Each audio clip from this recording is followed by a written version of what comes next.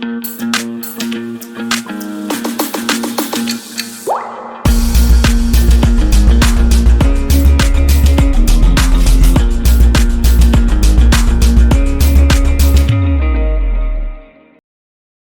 everybody, I bet you've been wondering about the problem of being poor.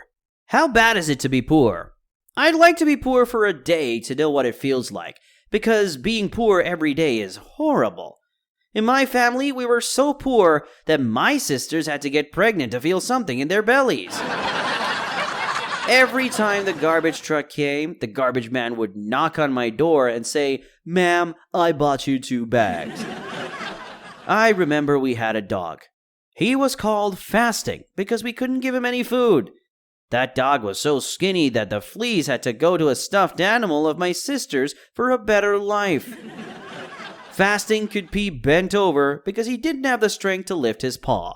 He couldn't bark because he would faint. We also had a rooster. He was very skinny too. We were the ones who woke up the rooster. The rooster couldn't wake us up. That's why I discovered something about my life. Taking advantage of the facts that there are now different genders and pronouns, I consider myself trans-economical. I'm a rich man trapped in a poor man's body. As a trans-economical person, I wish I could be so rich to be able to say that money does not bring happiness. Whoever believes that money does not bring happiness, I invite him to deposit it into my account. A lot of people think that, but to tell the truth, it's much better to cry in a Ferrari than at the bus station. I recently resent the current trend of false positivism. Listening to people who say that someone is poor because they want to be, that's harmful.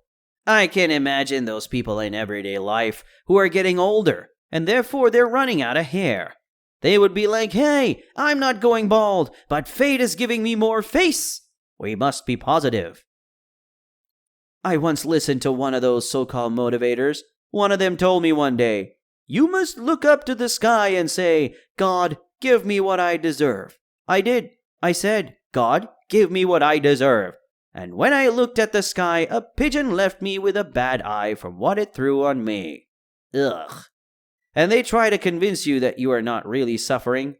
Imagine being taken to the hospital, where a lady is dying and saying, "Hey, you know who is dying too?"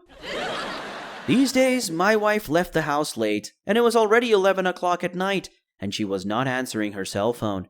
Instead of thinking positive, thinking that she got with her ex, he took her to a decent motel. She had a great time there. No, you think the worst. She went shopping with the credit card.